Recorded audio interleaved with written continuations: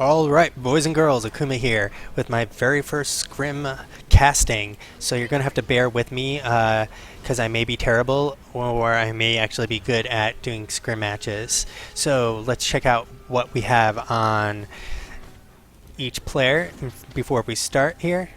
So we got the Infanta. The Infanta is currently running with Runes of the Scholar. He has a short bow with superior fire. Sword with superior bloodlust, and a dagger with superior air, and running with Berserker's Amulet. He is running a 30-30-0-0-10 build. You see a lot of these builds. It has a lot of damage.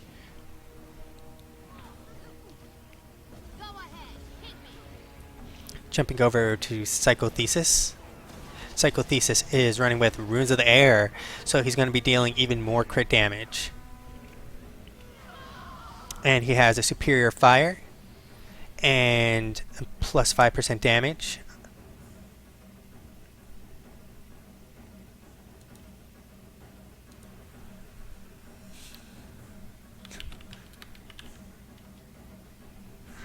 And he has staff with superior fire as well. So the Infanta would like you all to know his name is Casey Jones, the Infanta, and he is a legend. He also enjoys long walks. He also never loses. Ladies, he may be available. And he is currently running with Berserker's Amulet for Psychothesis. His build looks to be a very traditional 20-20-0-0-30. So he is a Shatter Mesmer, and he has chosen Phantasmal Fury. Sometimes you see either Phantasmal Fury or the Blade Training, if I remember correctly, reduces the cooldowns on your sword and increases precision plus 50. Jumping to Biggs the Bomber. Biggs the Bomber is currently running with Runes of the Undead. Looks like he has a superior Smoldering on one of his pistols, and he is running with Minor Corruption on the other. We got a Rabid Amulet on him as well, and he is running with a 30-10-30, so he has an HGH. For our Elementalist on lead, we got 2 out of 6 for Monk, 2 out of 6 for Water, and 2 out of 6 for Duena, and running Double Dagger with Chill and Hydromancy. Then he is also running with a Soldier's Amulet. His build is a 0-10-0-30-30. Another traditional spec for the traits. And for Darce, we have Runes of the Soldier, and he is running with Superior Life and Superior Energy. And he has a hammer with superior energy as well, and he is running with a Cleric's Amulet. He is running a traditional 0-0-10-30-30 as well. Jumping over to Team Retired Players Club, we have 000 running with Runes of Duena, and he has an Axe of Energy with a Torch of Smoldering, with a Sword of Energy, and a Dagger of Life. Interesting choice for the healing. I'm not quite sure on the healing ratios, so maybe the healing power is worth it. And he is running traditional 0-0-30-10-30 Beastmaster build. Taking a look at Lieutenant. Lieutenant is currently running with Runes of Divinity, and he has the Long Sword of Fire, and he has a Sword with Accuracy, and Shield with Superior Energy. He is running with the Soldier's Amulet, so he's going to be more offensive. He is running a 0-30-30-5-5, not a very common build. Almost every single guardian you see is playing a defensive support spec. Now jumping over to Quan Star. Not too many Necros in the meta right now. Sorry about that. Fugazi is a she, just to let you all know. So I'll try to refer to Fugazi as a she. I tend to refer to people by whatever gender their character is. And I tend to just say he until I pay attention to the character. We got Runes in the Nightmare on Quanstar, and he is running with a Scepter of Corruption, with a Dagger of Geomancy, and a Staff of the Geomancer, and running with a Carrion Amulet. He has a 0, 30, 10, 0, 20 build, so he is going with Corruptions, increased Bleeding Duration, Terror, Greater Marks, Master of Terror, so he's playing a Terror build, as you can see. And he has the Corruptions to have reduced cooldowns, which is pretty nice, especially because he has Corrupt Boon and Epidemic. And then he is running with that nice utility of the Signet of Undeath to get his team back up. Jumping over to Zambrini.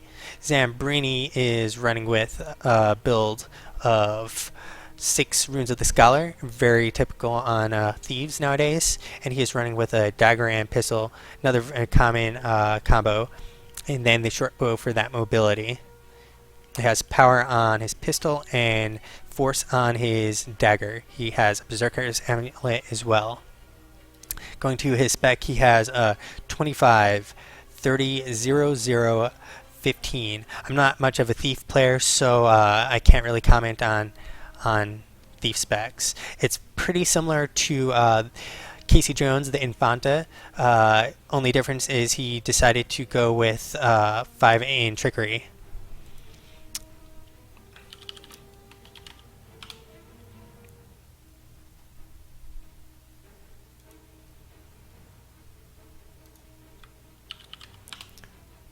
And last but not least, we got Reazvole. Sorry if I pronounced that wrong.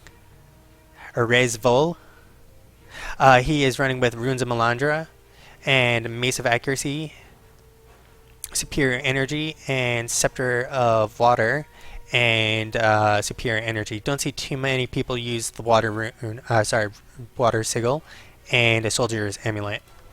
He is running a 0, 0, 30, 20, 20. I've used to ran something 30, 30, 10 build. I kind of like it. It's a lot more bunkerish. It's a little less supportish.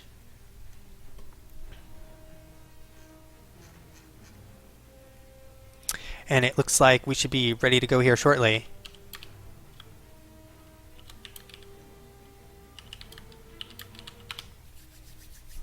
So it'll be interesting to see this double guardian dynamic, since one is playing offensively and one is playing defensively. One is running with stand your ground, so they got double stand your grounds, I believe. Actually, no, they only have one with stand your ground. The other one is running with 2 meditations and consecration. Watching what these two teams do out the door, we have red being aggressive and heading straight towards blue's henge. We have 3 heading that way and 1 thief heading over to the mine for red. 2 guardians now heading over to the keep for blue, and all 3 of red are going to take on the henge and jack that from blue, it looks like. Jumping over to the fight, we have 0, 0, 0, who is now going to be engaged by the red team, and he's going to have to really work hard here to stay up against all 3 of these people. We do have blue coming back now. We got Quanstar coming to support 0, 0. And 0, 0 doing a nice job here of staying up. He is a Beastmaster, so this, unfortunately for the red team, this kind of played into their hand a little bit of the perfect person to fight against for them. And now we have a Zambrini who is almost down on another point. 0, 0 is almost down, and we got Big the Bomber who's almost down. We also have Quanstar down for blue. He's about to get stomped, and up he goes. And Quanstar is now back in action, getting Biggs the Bomber down. Biggs the Bomber, nice timing on his knockback, and it looks like he still will go down though. There he goes, and blue has maintained control of their henge. That was fantastic work from the blue team to fall back on that point as quickly as they did, and how well 001 did to survive that onslaught. Quan though is really low, and there he goes on his back, and 0, 0 is going to get him back up really quickly. And we have Psychothesis though down outside of this point. Unfortunately, this 2 versus 1 wasn't really in Psychothesis' favor. Jumping over to the keep, we now have 1 versus 1 going on between Resvol and and Darce with a nice Ring of Warding to keep him off that point for a little while. And we got red team who just picked up that chieftain kill. Blue team almost ninja'd that. They just came in and missed it. Red team still has their mine, and the blue team is falling back onto the keep now. It looks like they're going to roll 3 deep into this keep, and they have a nice diversion going on at the henge with 001, and unfortunately though, he is going down over here, and red will take the henge. Blue will need to take this keep as they do have the numbers here, and Darce just gets spiked down really hard and really fast there. It looks like Fugazi is going to hold that point and take it for the blue team, and the blue team is going to be circling back over towards the mine now. And we do have over at the henge a 1v1 going on between Resvol and Biggs the Bomber. Resvol with a nice knockback there, and the red team has not managed to get the henge still. They did neutralize it, and we are going to see 2 other members of the blue team come in and support this and basically spike down Biggs the Bomber. And taking a look at the keep, we do have Fugazi now currently getting stopped, and red team is going to get that keep back. Jumping over the mine, it looks like we got a 2v1 between Twizzer and Darce. Quan is now leaving that fight, not wanting to try and do a 2v1. Smart move on that part, because currently the blue team is down by roughly 60 points, and they can't afford to be down members as well. Jumping over to the keep again, we see that there is a portal down, and we'll see if any members pop into here to support it or to come support Darce. Unfortunately, no. Darce is not going to get support from Psychothesis or anyone else.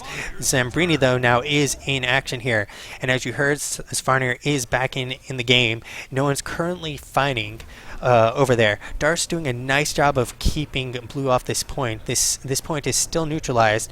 However, Darce is now facing a 3v1, and he will be bursted down there.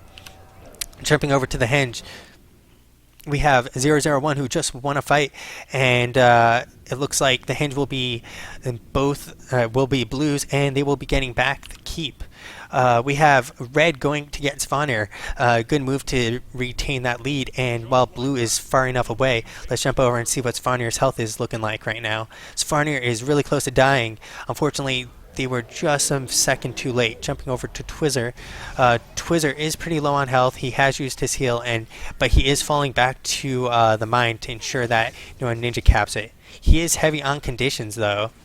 He has that poison on him, which is reducing all the healing effectiveness, and he's up against Quan right now. He does have his misform that he can use, but his heal is still on cooldown, and down it goes. Quan Star does have Fugazi's help, but Big the Bomber is now coming in, and Twizzer may actually get back up if... Unfortunately, Biggs the Bomber now is down as well, and blue will be getting the mine. And it looks like the henge is currently being capped as well, as 0-0 has just been taken out by a double team. Looking over at the keep, we got a 1v1 going on between Darce and Resvol. This point has been neutralized a lot of the match. These two teams have been doing a good job of getting this keep back and forth for themselves. There is a 3v1 for Darce. However, both teams have not been sending reinforcements, and hence why it's flipping back and forth so quickly. This is an extremely close game still. We are only 12 points, and there the red team goes, getting the chieftain kill, and that's a really big kill for them, as they have now gotten both of those kills. Jumping back over to the henge, we have 001 back down, but the Finta is almost down. There he goes. He is now on his back. 001 might be able to actually win it if he gets some help. Unfortunately, no one comes in time, and down he goes. Jumping over to the mine, we got Quansar, who just was stomped. We now are seeing Zambrini come in to take on Biggs. Biggs is now down on the ground, and if we see a stealth stomp here from Zambrini, that'll be really big. Unfortunately, we are now seeing Twizzer on Twiz the Bomber. Twiz the Bomber is so close to getting back up. Nice timing from Biggs to interrupt Zambrini. Zambrini really needs to fall out of here. He is running away now. He does not have any support yet to help him take the mine. Looking at the keep, looks like Psychothesis has dropped a portal over there, and we do have Rez and Darce fighting still on this point right now. Right now, it is still a nailbiter, folks. We are looking at 4-point difference. And Zimbrini is coming in. Just dropped a whole boatload on Darce, and he had to use his Sanctuary. Jumping over to Darce's view.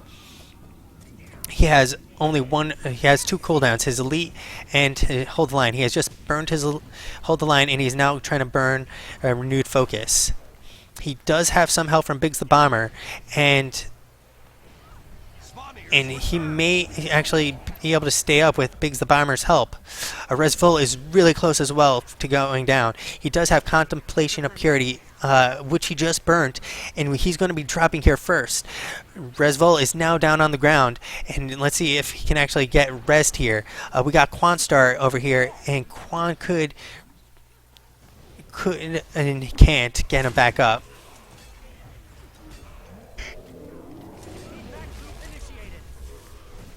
We still have a 2 versus 2 going on here right now, and we do see Darce pretty low still. He's managed to, though, pop up throughout it. Biggs is now down on the ground, and we do see Darce trying to heal up on Biggs the Bomber, but Darce may actually go down. There, Biggs has been stomped. Quanstar is now really low as well. Quanstar now on the ground. And he has managed to rally from a perfect timing of killing Darce. That was perfectly timed. Now we got the Infanta down as well. We have 3 members of the blue team here, and Zambrini will cap that for the blue team, and we'll see a 2-cap lead on for the blue team. We do have blue holding their hinge, and we do have a member of the blue team heading in to fight at the mine. We got Fugazi currently on there fighting Twizzer. Red team, though, is not coming to support, so that means we got the Infanta, who's currently supporting now, with a nice knockback there to keep Twizzer off. To keep Fugazi off. And we see Churning Girth going, and Fugazi eats that Churning Girth. And down Fugazi goes. The blue team has, though, managed to get their mob kill, and they are now up by roughly 40 points. This is still anyone's game. Red team now, if they can get this keep back and take down whoever's on there, they can win this game. Quanstar currently in what looks to be his plague form, and he is just keeping up those conditions. He himself, though, is also eating lots of condition damage, but as you can see, he's really full on life. Biggs is almost down, and he's down on his back now. Jumping over to Biggs. Biggs is getting res, though, from Darce, and back up he comes. We got a 3 versus 3 going on here, and a lot of red team is really low. We got Darce low, and he does have his elite to use, and he has hold the line ready to use rather shortly. And there he goes. He's burning some of his virtues as well. Biggs is almost dead again. We do have Quanstar down, and he's back up, and this is going back and forth. Now, we do have Fugazi about to get stomped. No, Fugazi is back up as well. We have Biggs the Bomber, who just gets stomped. The blue team just manages to pull that off. That was fantastic. This has been a back and forth tug and war between these 2 teams. And now we have Darce on his back and then Infanta on his back. This has turned into Blue's game. This is going to be Blue's games, folk. And they are now going to capture it, and this is going to be the end right here.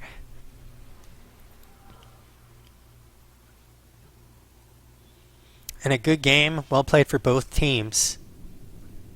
Blue team grabbed the capture point.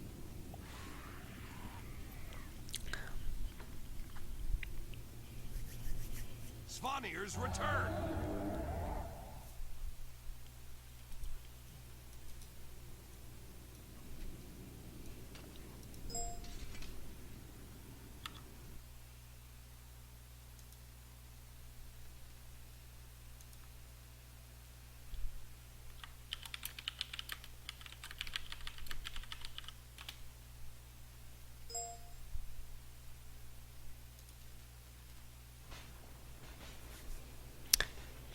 Next map up is going to be Legion of Fofar.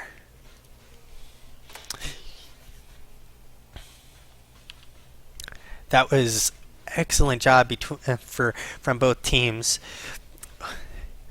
What could have tipped that into team team leaders game was if they had a little more support there for those times when Darce was all alone on the keep, and it would have helped them hold that keep. At the same time, that initial engagement from team leaders who, when they came in to fight at the hinge, may have actually cost them that match too, as retired players were able to clean up and keep their own hinge. So even though they rolled in 3 deep, they weren't able to take advantage of that fact, especially because retired players were actually on their mob. What you often see in a lot of the meta nowadays is that you'll see 1 person cap close point and 4 head to the keep, and you'll see a massive battle at the keep. So it wasn't a bad move on team leader's part. It just happened to be, instead of going for the keep, retired players actually went for the chieftain.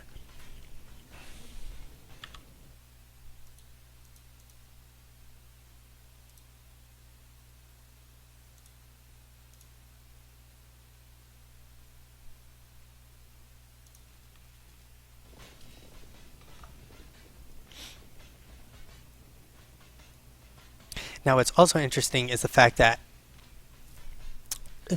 retired players are not running with any mesmers. Mesmers are hugely beneficial for that portal. We didn't see it used that much. We saw it put down, but didn't really see too many members from team leaders take advantage of that, and that may have actually been the difference there too, if they had managed to take advantage of it even for a few seconds, just to help turn the tide of those fights, or even to get out of a bad situation and get back over there. You saw a lot of good usage of the portal from Subcutie in the team sleeping match against PZ. And so it's pretty awesome to see a team not running a mesmer, even though they are super useful.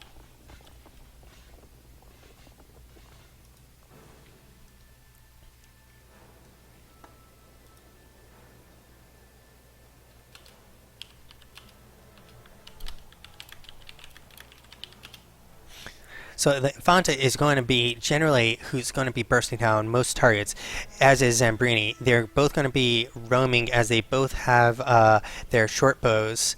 Going over to both really quickly, and so they can get around the map really quickly, and they can do some really large burst against whoever they target. Now, what we saw, retired players were doing fairly well at bursting down their targets. Team leaders, if they can burst down their targets together,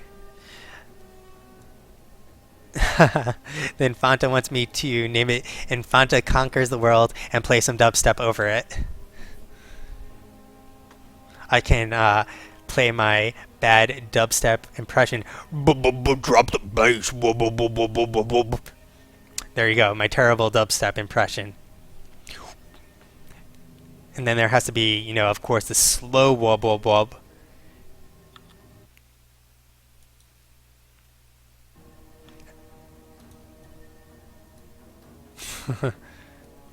Fugazi is pretty old school for a band. So this is going to take a little bit longer. Sorry about that, folks. But I still can have plenty to talk about. So 000 did a fantastic job during that match, holding off that beginning onslaught on Hinge. Now, as a Beastmaster, you're not only doing good damage, you're also very survivable. You're doing great damage from your pet because of the fact that you're all the way 30 deep in Beast Mastery. But then most people are running with Shaman's Amulet, which gives condition damage. So you have something like Axe with Torch, and you have Torch, which produces the burning damage, and your Axe projectiles will produce additional burning damage. Then you have your Sword and Dagger, which will produce even more condition damage as well. As you can see, we got Cripples, then we got more cripples, then we got poison, then we got poison, and we got bleeding. So 3 out of the 5 on that sword dagger will be condition damage based, and 3 out of the 5 on the axe torch combo will be condition based. Another popular thing you're seeing is sword with torch, so that way you can get a fire aura on yourself. Now, I think it's a cool combo. I don't know if I personally like it. I've played a lot of ranger, not to brag, but like just to show you my breakdown. And so I've played a lot of classes, and I've played a lot of them to relatively the same degree. So my experience is pretty well spread. So I've played with rangers, and I like that axe torch combo. This is probably a lot more defensive in nature. You can still get that leap for the fire aura, but you have to switch weapon sets at the same time. Going over to Fugazi. Fugazi has that greatsword, and that greatsword is really big damage. When you can get a whirling wrath off on someone, as you can see, it'll do 2583. Tooltips always are off, but with crits you're looking at like 4500 damage on a soft target. And it's also a combo finisher, which makes it really powerful because you combo that with Symbol of Wrath, and you now have condition removal for your team. What's interesting is the choice of going with all these meditations, and going with meditations heal you. At some point, I don't remember when or if it's still the case, meditation healing was actually more effective than other types of healing. So as an offensive build, it's pretty effective. So let's see what else exactly.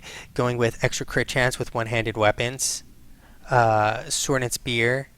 I'm not sure if I personally would go with the extra crit chance, only because of the fact that most of your damage will really come from that greatsword. And applying bind also gives you 3 stacks of vulnerability.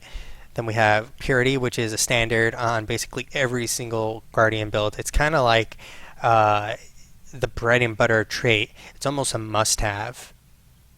Then we got meditation mastery and monk's focus, and then these 2 extra pickups, which is pretty nice. 5 seconds of vigor will actually gain Fugazi a lot more survivability because of the fact that she is playing an offensive guardian, and so her crit rate is right now at 25% without anything else, which was actually pretty nice for not using any berserkers. So she gains considerable amount of survivability because she has toughness and vitality. She may not be playing a bunker or defensive support build, but with this soldier's amulet and with the fact that she's gone 30 deep in here, she basically balances herself out to such a degree that she can be both offensive and defensive, and then getting extra boons from there.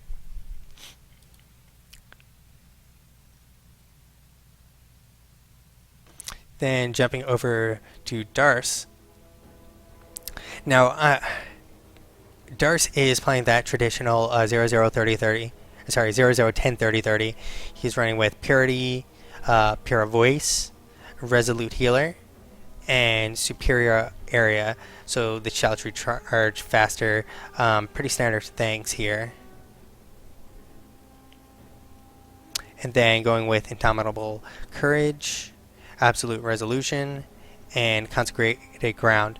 So this is obviously being able to... I talked with my own team about this, and being able to ground target is great with Sanctuary. I'm just more of a fan of being able to use it more frequently and have a longer duration.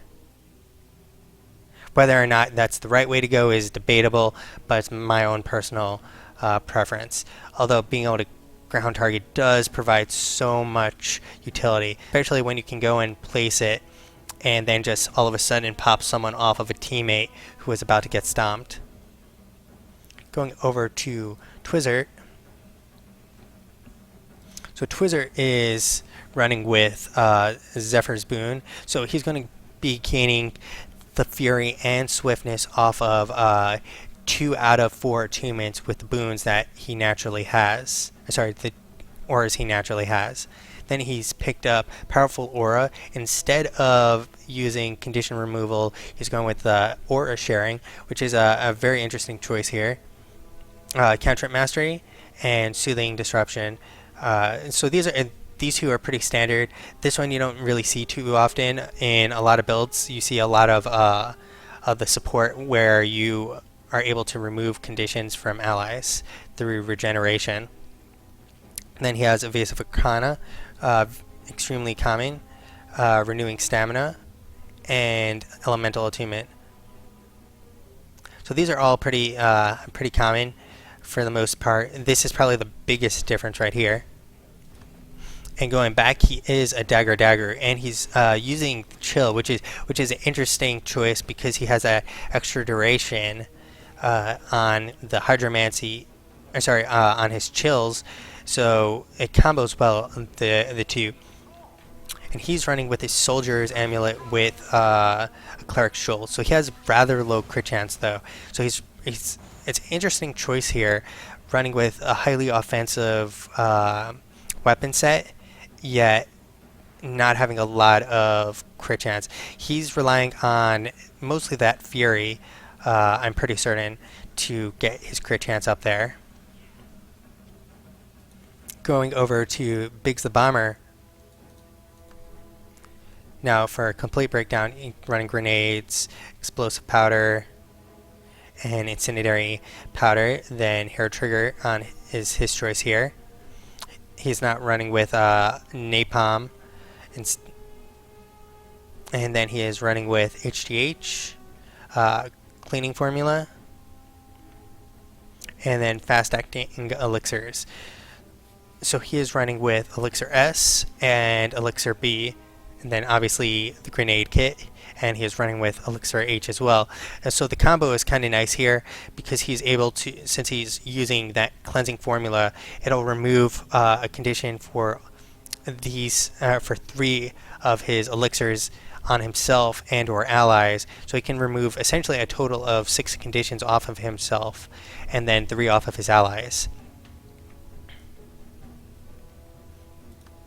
And then he's running with Rabbit Amulet, so he's mostly focusing on that condition damage through those crits that will deal out more condition damage, and it looks like we're all ready to go.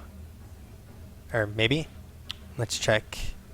We're still down 1 for team leaders. And because he's running with that double pistol, he is going to be dealing out extra condition damage as well.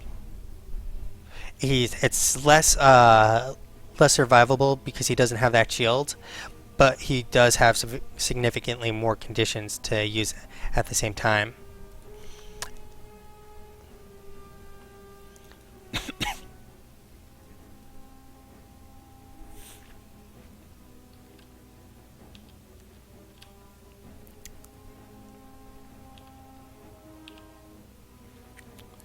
I personally like Tildo's new build in the variation, which is the pistol shield running with a bomb kit, because he gains a nice bit of survivability by picking up the invigorating kits down here, and then he picks up every time he gains swiftness, he gains vigor. Can't remember the trait name, but the combo ensures that he always has swiftness up and always has vigor up, giving him a lot of survivability. It's very similar to a Beastmaster with their permanent vigor, if you will.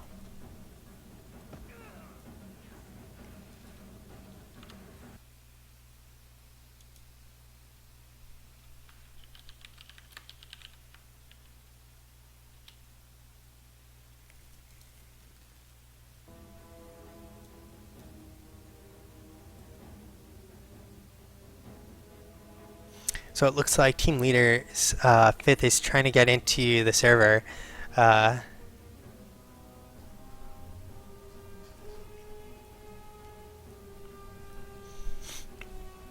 So other things I noticed during that match, in the previous match, was the coordination between the teams, where they generally had at least two people together on Retired Players Club and and team leaders. The only time both teams seemed to not keep two players around each other was when they left the bunker on the keep, which seemed to be why it was flipping back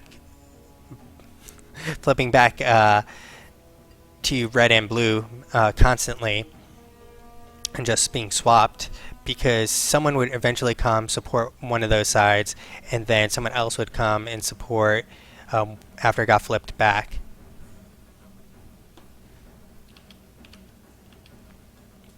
So in that kind of situation, it's really about response time from your team. If your team can't, either doesn't have the proper build to reach you in time, or they don't or if they don't have the response time, as in you call for reinforcements, you say that someone's coming to your point, they don't respond in a fast enough fashion, that can cost you the game very easily, as you expect that kind of stuff. At the same time, you have to trust that your team can manage one man on their own in a 1 versus 1, because otherwise you'll quickly be having to go to every point, and it's impossible to be a man up on every point unless they magically have a hack to get themselves extra players.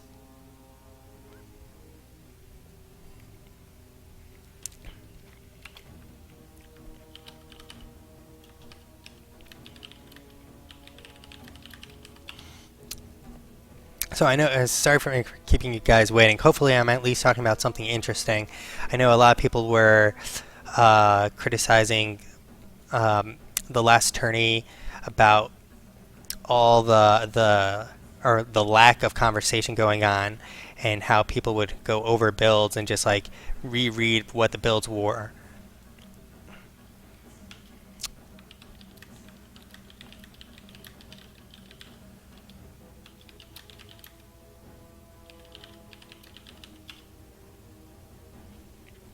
And so hopefully I've at least tried to provide something useful, some real discussion, kind of like a post-game wrap-up for that past round.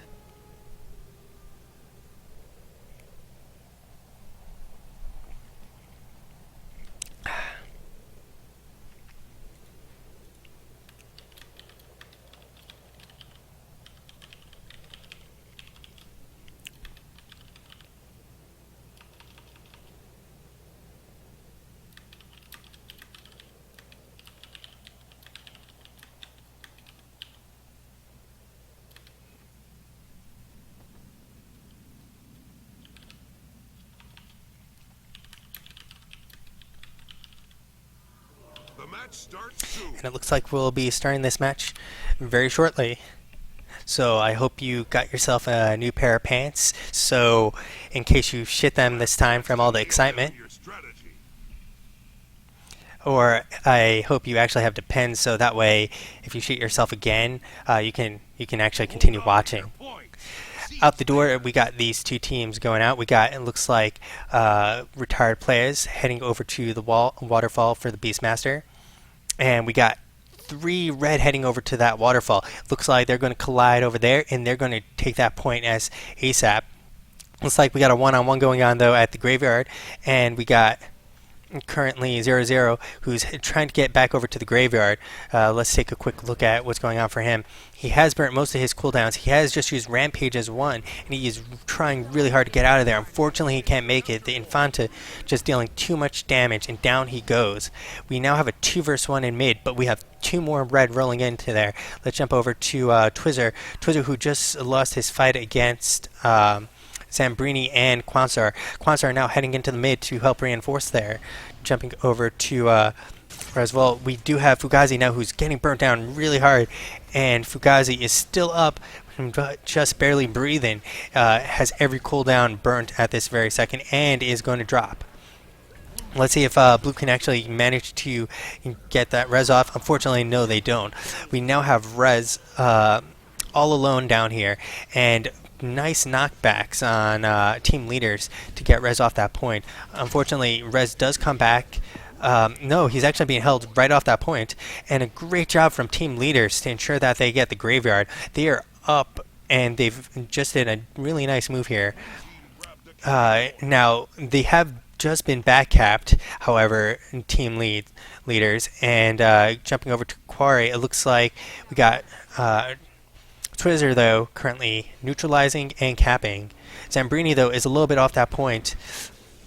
We'll see who can actually win in this 1v1 dagger for Zambrini's burst. Jumping over to Twizzler's view. Twizzler still does have most of her cooldowns up and ready to use in this fight. Zambrini is pretty low as well. He does have his heal that he can use at any moment. And he has... Ooh, and Zambrini just gets dropped from the Infanta. That was beautiful timing from the Infanta. I don't think Zambrini was expecting that at all. And the Infanta now heading back into the mid, and we'll be seeing, we're still seeing a 1v1 here between these two bunkers, and we'll see if the Infanta jumps on Rez or just passes right on through. And he is on top of Rez right now. We'll see how long he can actually hold out here. He does have Sanctuary. He just uses it now to buy himself some time. And it looks like the Infanta is actually going to leave this point to head on over. Jumping over to the Infanta's view. He is coming over to support at the waterfall. Unfortunately, this is bad timing on the Infanta's part.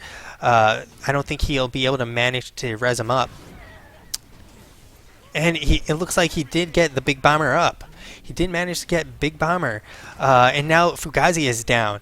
Fugazi is about to get res though, and up she comes. This is now, Infante now is on his back. He did get up the Big Bomber. Unfortunately, the timing was a little bit off in that his teammates were already down.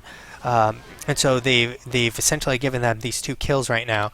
Jumping back over to the graveyard, it looks like Blue will now take this graveyard. They are currently down by roughly 60 points, and they're currently going to be getting, they should be getting this graveyard very shortly. Some nice bursts coming from Zambrini right now. And Darce is going to have to dance around there and show them the flamenco. And Darce is doing a pretty nice job, though, staying up. He did just go into his Sanctuary, but down he goes. Now jumping over to see what's happening at the Quarry. Quarry has 2 members of Red Team there, and Red is also... So Team Lead is capping those 2 points right now. So they are going to go back to having these points in their favor. Team Lead leaders are doing a nice job kind of forcing... the retired players to have to stay together in these fights and having to group up all together. You can almost say they're enjoying the fight a little bit too much, retired players, and they're not realizing that they're losing these points. So we got a 2 vs 3 happening right now. The Big Bomber is almost down, and down he goes. We got Darce coming in now, and Big Bomber's about to be stopped, and there he goes. Waterfall is currently being backcapped by Retired Players Club. We do see Tuskbreak is about to go, and Tuskbreak is now down. I don't think we actually saw a Tuskbreak, so taking a quick look. He's running with a longbow, a sword, and a shield, and Runes of Lissa. And running with a nice amulet. And we see 2 members of the red team here. Unfortunately, they're losing this mid-fight right now, as Blue has been getting stomp after stomp right now. They have been keeping this point neutralized, though, which is a very good move, because they are up by 70 points, and they can spare the kills, or the deaths, if you will. And there is now a 2 vs 1 happening right now against 001, and 001 is dancing around that point. He has burnt up almost all his cooldowns, and including his pet's cooldown. he is still dodging around that point and trying to avoid it. He has taken down the big bomber and has tried to go for that stomp and has gotten it. Despite it saying interrupted, it looks like he did get it off. He is now in a 1v1 against Tuskbreak, but Tuskbreak is going to win this fight, and down he goes. Jumping over to the graveyard. The graveyard now has the Infanta and still in there, but Blue has managed to take it back. And we got Quansar down on the point, who is going to be resurrected before he can get stomped, and the Infanta is now dropping onto his back. Going over to the waterfall, we are seeing Retired Players Club Fugazi come in to reinforce that point. Unfortunately, he couldn't make it there in time, but Fugazi is now on top of Tuskbreaker. Fugazi is going to have to stay outside of that combustive shot if she has any chance of winning. Combustive shot is probably a little unknown, awesome skill that almost no one has used in PvP.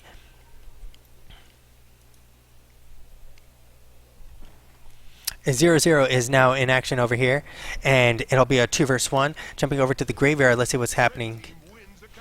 Blue is still holding this point, and it is a 2v2. We got Rez and Dars versus Quanstar and Biggs the Bomber. Biggs the Bomber now using his Elixir S, it looks like, and he is currently running around that point. Unfortunately, the red team is at a worse position right now, as they are at lower health, but Quanstar is being trained on by Dars and the Big Bomber, and he is about to go down. Let's see if Rez can get him off, and Rez is about to heal him up. No, he can't get it in time. Dars getting off the stomp immediately after downing him. And we now see an additional member, Twizzler, now in this point to get Rez. And we have a 70-point game or so from the red team leading this. Now, the blue team could go and start knocking on a door, but unfortunately, they only have 2 points. And if they send one more in to start knocking on a door, they'll probably give up a 3rd point and be triple capped. It looks like the waterfall is actually been neutralized, and we are seeing a 1v1 between Tuskbreak and 0-0-0. And Tuskbreak now drops. It looks like he just used his vengeance, and retired players will get back their 2-cap advantage. So we'll slowly be seeing this switch over to Retired Players Club. We see Quansar back down, and he's about to get stomped. Unfortunately, for retired players, they couldn't get him up. Fugazi is now down as well, and it looks like team leaders will be getting back the graveyard. Is anyone coming in? It looks like we will be seeing one member come into the graveyard, and that's actually going to be Tuskbreak to reinforce the point. He's not really needed to reinforce it, so let's see what Tuskbreak is planning on doing here. Looks like he's circling around to head back over to the waterfall. And over at the waterfall, we already have the Infanta, so it's going to be a lot of damage here for 001. And 001 is probably going to be going down really quickly here. And there he goes. He's now on his back, and he's about to be stomped. And that's it for 00. Jumping over into the graveyard, we have what looks like a 3 versus 1 with a nice knockback there from Rez. Unfortunately, he is now in a disadvantage against his team leader's team, and they are down 70 points. Jumping over to the quarry, it looks like team leaders have neutralized a point, and they are going in for the kill. They are going... Actually, it looks like retired players are actually going in for the kill. Unfortunately, Twizzler just neutralized the point, and this means it's impossible for them to win, as they're about to get wiped at this Lord, most likely. We got...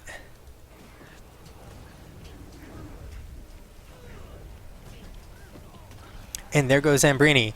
We got the Lord there, who is currently actually stealthed from a nice job from team leaders. Retired players do manage to get back a cap, but they didn't get down the Guild Lord, and all these deaths have cost them many points. Has given team leaders a whole slew of extra points.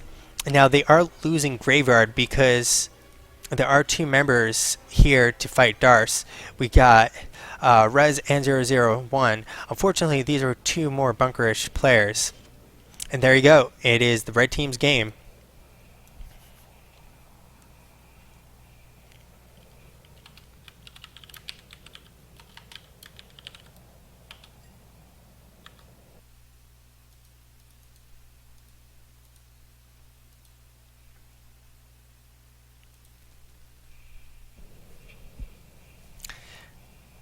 Just like that.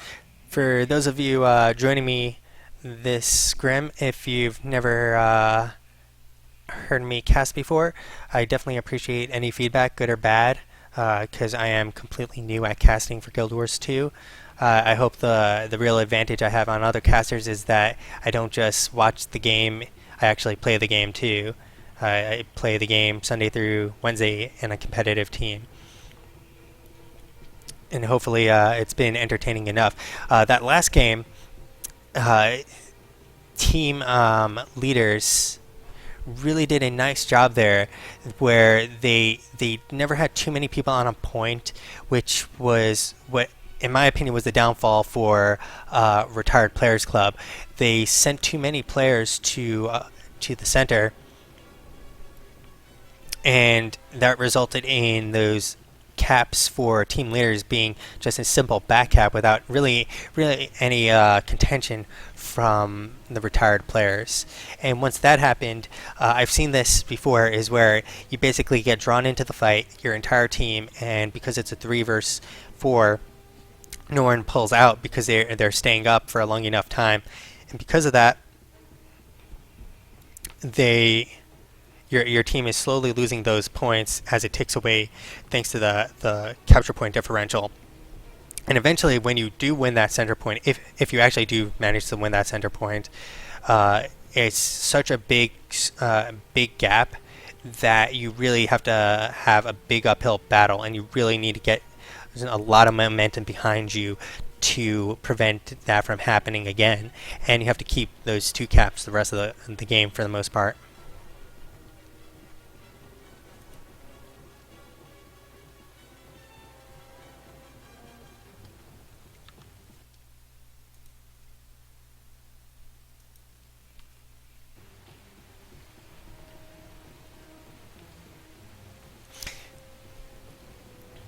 Yeah, in case you missed it last match, the Infanta actually cloaked the Lord.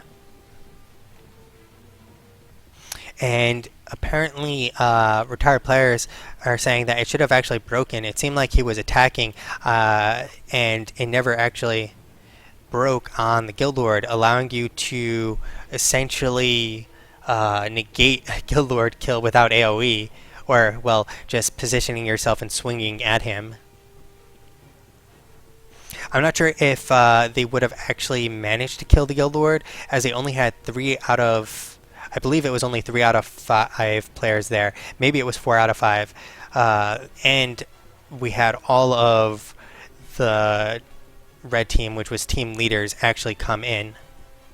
Jumping over to Tuskbreak, who we have yet to see his actual build, is running 0-30-0 2020. So he's running with Signet Mastery, Thrill to Kill, Stronger Bowstrings, Burning Arrows, Furious, Blade Master. So let's see. Okay, so he is running with a sword, and Deep Cuts, Bleed You Apply. So I actually have I created independently my own like longbow warrior.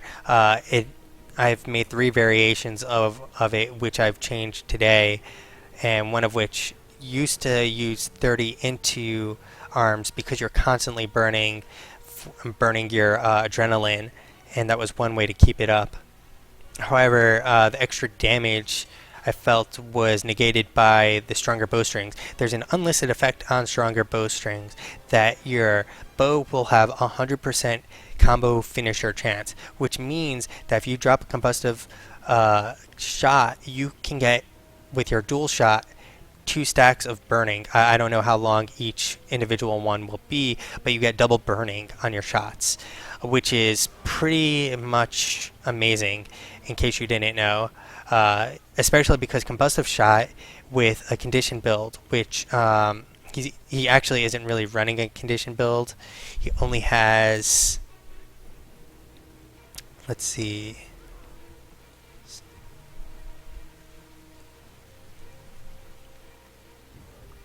I don't even see it listed in here. There we go. He only has 425 condition damage. That's rather low. On my own warrior, I have roughly, I'm running with Carrion Amulet, so I'm lacking the precision, which he has 53% of, but I make it up in other ways. He is definitely tankier because of the fact that he's running with a Knight's Amulet and has all that vitality, but I feel like the trade-off for a condition weapon is not worth it because it really shines the longbow mostly due to its conditions. Although Arcing Arrow is really powerful. Out the door, we got these two teams running, one each their close point and 4 straight into the clock tower. Looks like there's a bit of a delay on the red team where they may actually go and hit the mansion instead. And we are now seeing 3 of retired players actually hitting the clock tower.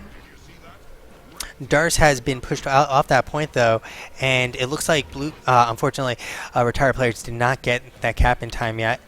And we have 3 members of Team Lead pushing in on 001. This time this has paid off and they have dropped him, and it looks like they're going to be picking up this mansion, and they have their windmill, so they are already up, and Darce now doing a nice job staying up, and if he can stay up until his reinforcements come, they will also be wiped out as well. And he is now getting reinforcements, and the Infanta is on Quan Star.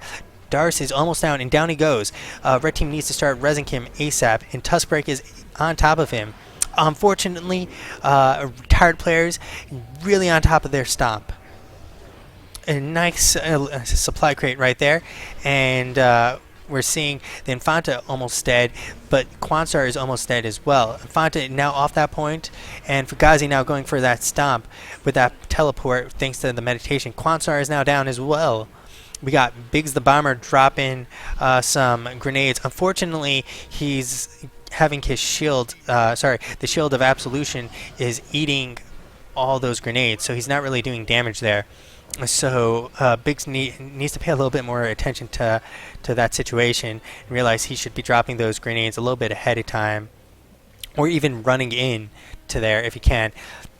However, even though that early game went to team leaders, they have now only 1 point left, which is on the mansion, which is not their close point either, which is highly dangerous for them, because that means it's very likely for them to lose it. And Twizzler is now down, and Infanta now on top of the healing for Twizzler, and the Infanta there he goes, he's starting to heal again. Unfortunately, he can't get it off because of that quickness stomp that 0-0 has at his advantage. And then Infanta goes down now as well. We now have a 3 versus 2. Unfortunately, team leaders are kind of trickling in here right now, and this is a 4 versus 1. Tuskbreak doesn't have a chance, and so he vengeance is up right now, and the big bomber is going to be dropping here really soon too. However, unfortunately for the team leaders, they have lost the mansion and has been neutralized. But at the same time, Retired Players Club has no points as well. And there goes Biggs the Bomber. Jumping back into the tower, we have 3 red coming in now. We have a 2 versus 3 with Rez, Quanstar, and we now have a 3rd member for Retired Players Club. Twizzler about to, there we go, churned Earth and hit Quanstar, and Quanstar is down, but back up already. We now have 2 more members of the blue team in here. We've got Zambrini down on the ground. Looks like he's about to be rezzed back up. Twizzler is really low on health. He tried to misform stomp him, unfortunately failed on that. And we got Quanstar, who just got stomped right outside over there. We now have Twizzler, who's getting rezzed back up, and we have a 3 versus 5, it looks like, over here. The mansion is currently being tossed in favor of team leaders, and we got the Infanta, who is now down as well, and we have Rez, who is down on his back. All they need to do is stomp the Infanta or Rez. And there we go. Zambrini is now down. And then Infanta got a nice res from his team over there.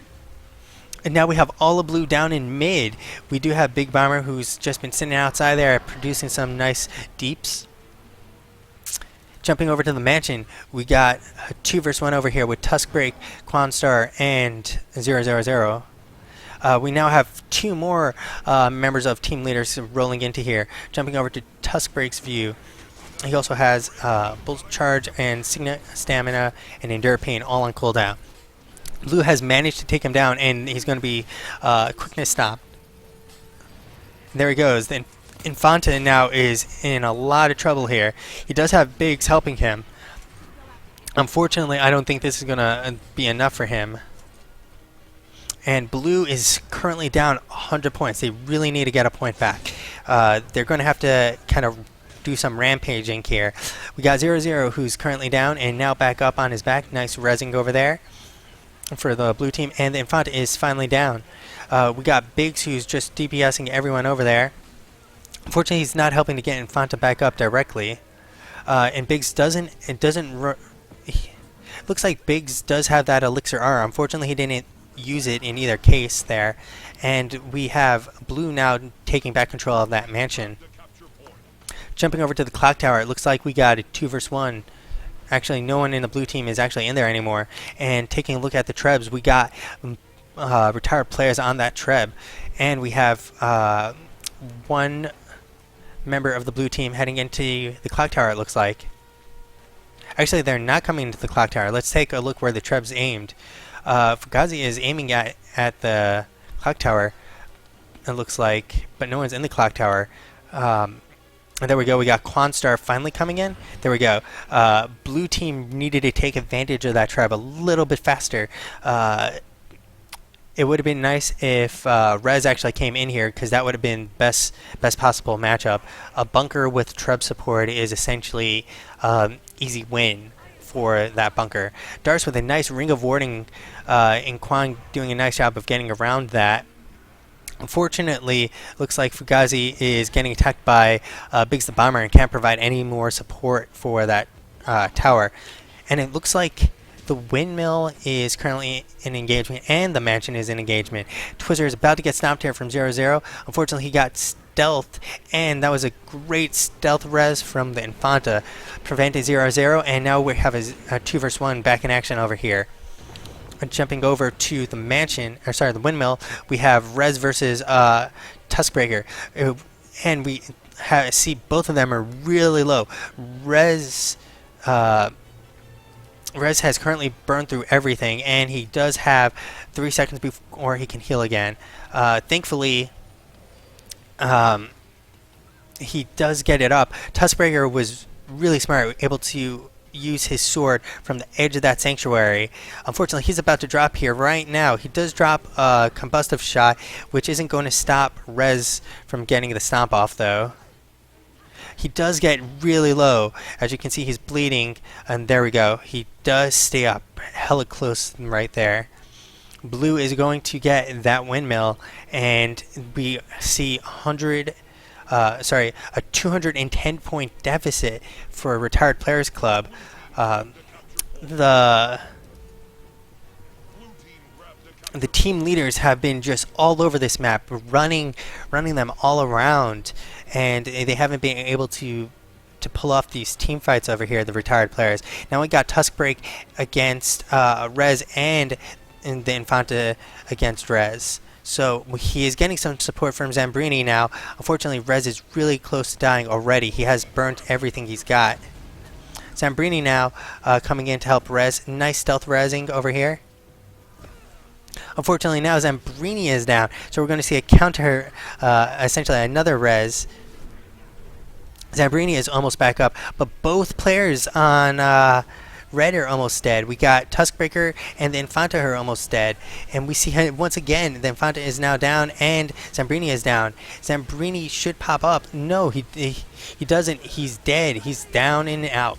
Rez is going to be dead in a second here too, as there's 3 members of the red team.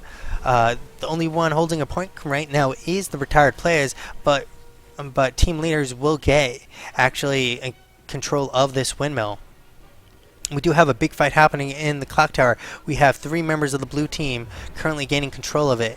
And Twizzler is dead, but although he does have a sanctuary up, they managed to stomp through that.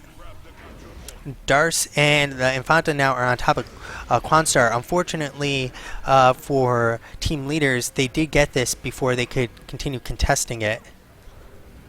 Now, the downside for Retired Players Club is that this is too big a deficit to win by only having a 2-cap. They are going to need a 3-cap, and that is going to be extremely hard. The way the leaders have been reacting to them and how fast they've been getting from point to point. Now, Big Bomber is supporting. Unfortunately, he's not coming in, nor is he actually going to stomp Quanstar. That's definitely an oversight from Big's part. Most likely he couldn't actually see Quanstar down over there. We do see Twizzler now in here along with Biggs the Bomber, and they are trying to get back the tower. However, Retired Players Club is doing a great job. Fugazi is almost dead over here, has to get off this hill. Unfortunately can't. Biggs the Bomber now is going for that stomp, and ooh, beautiful knockback from Fugazi, and up she goes. And another nice knockback. Unfortunately, it looks like Retired Players is losing the windmill. It has been neutralized, and Mansion has been neutralized as well. So they're going to need to really support these points ASAP, Retired Players Club. They've made a nice comeback. They're only 100 points down now, but they're going to need everyone and their mom to respond quicker and get to this point. Unfortunately, Fugazi is now down and getting stomped. Zambrini is currently out of this fight and lost the windmill. And so this, and we also have Quanstar who's about to go down, but he does have support. 0-0 has actually lost his 2 verse 1, and stomped he is. Retired Players had made a really nice valiant attempt to come back here. As you can see, they closed the 210 point gap down to only a 100 point gap. Unfortunately, team leaders had too big of a gap for them to overcome now. Zambrini saying in chat that he accidentally is using the wrong set of weapons as well.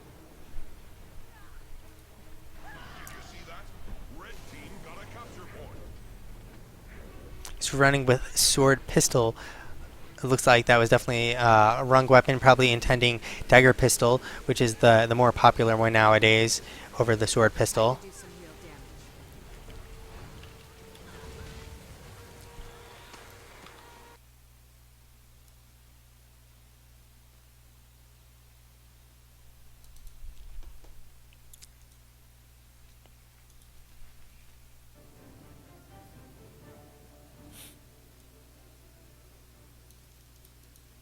I think that's it for this scrim this evening. Let me double check with both teams.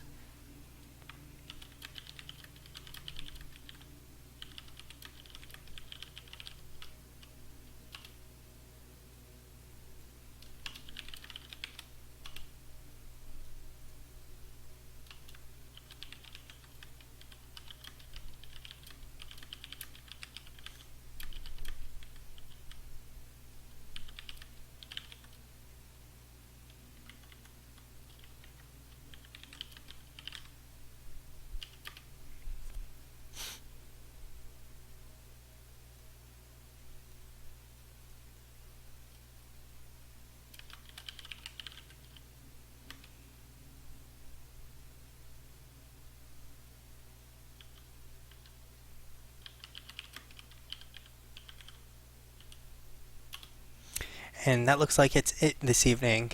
And so just a quick post game on that. As you may have seen in the chat, that a very similar problem happened in that last map for the Retired Players Club, where they funneled and essentially they sent too many players to the same point.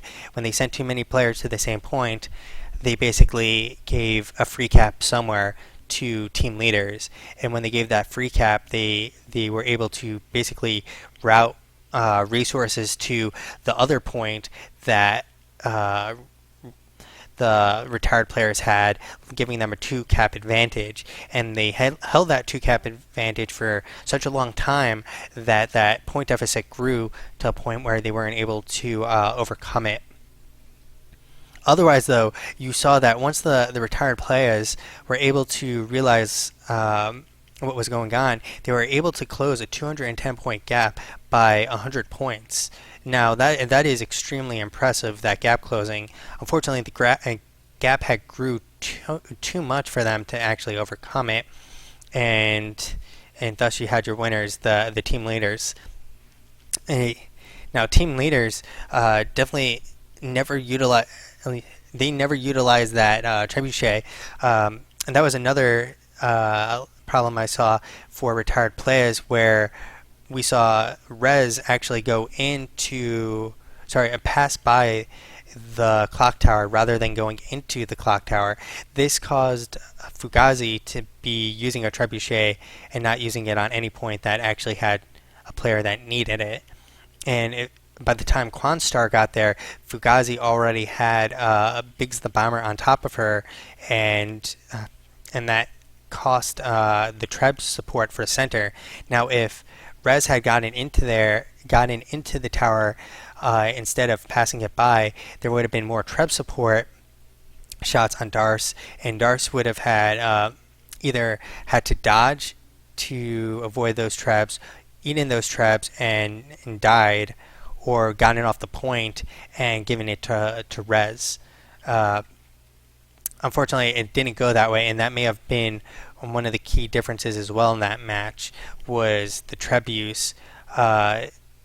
Interestingly, team leaders never used it once throughout that match, and that rush to far point is something that I'm actually a fan of. Not a lot of people are running it, and so if you can actually take down that point extremely fast, you can then roll in with your team again back into the clock tower and still have a 3 versus 4, if not a 4 versus 4, which is exactly what happened that match, where team leaders took that match in by just spiking down 0-0, and when they rolled back into the clock tower, Darce had still not been taken down. And that was I wouldn't say oversight on Retired Players Club. They did the best they could there, but they really needed to have taken him down. That was a missed opportunity for them. If they had taken him down, the retired players would have seen only 3 people rolling back into that clock tower, which would have given them a man advantage as well, and it could have probably wiped them completely. Overall, though, it was definitely a very exciting match from both teams, as the retired players were able to make a nice comeback attempt there, but as mentioned prior, it was too big of a gap. I wish that there were a little bit better ways to close gaps in certain matches. Things like Legion of Foefire and Farce of Niflhel provide you tools to close the gap in various ways, taking down the Chieftain in Svanir, for instance, and taking down the Guild Lord. They both provide a way to really spike back and potentially even win. Unfortunately, on Battle of Kylo, there is no real way to spike yourself back up and turn a match around. You can either capture points or kill people, and if you're too far down, you have to do both. There's no secondary objective that gives you additional points. Well, that's a wrap-up of my post-match analysis, and I hope to have anyone who's been listening join me in future casts. And this will actually be really useful because sitting on a couch and messaged me asking that I send in a scrim match along with a play-by-play and either acting as a play-by-play or a color commentary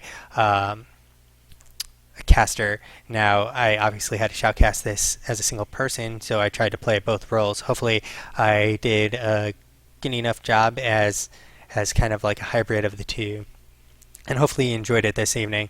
If you did, please follow my Twitch stream, and maybe you can shake cages and demand that I do some more scrims and be on more tournaments.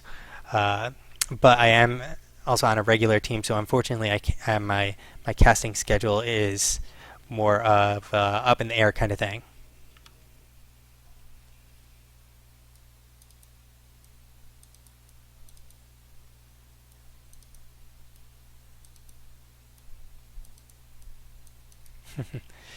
Yeah, and definitely appreciate getting asked to do a scrim, as this was my very first scrim, and it was definitely enjoyable. It was way better than doing hot joins, as hot joins there's a whole bunch of monkeys running around kind of flinging poo at each other, and these are actually kind of like, butler monkeys instead. No, no, sorry, you guys are not actually butler monkeys.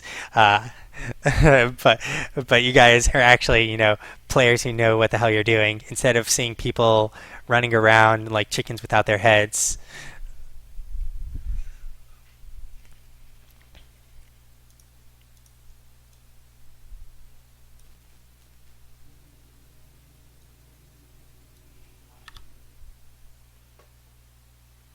So I definitely appreciate this a whole lot, as they wanted to have some sort of like kind of like actors have their videos showing off how well they do.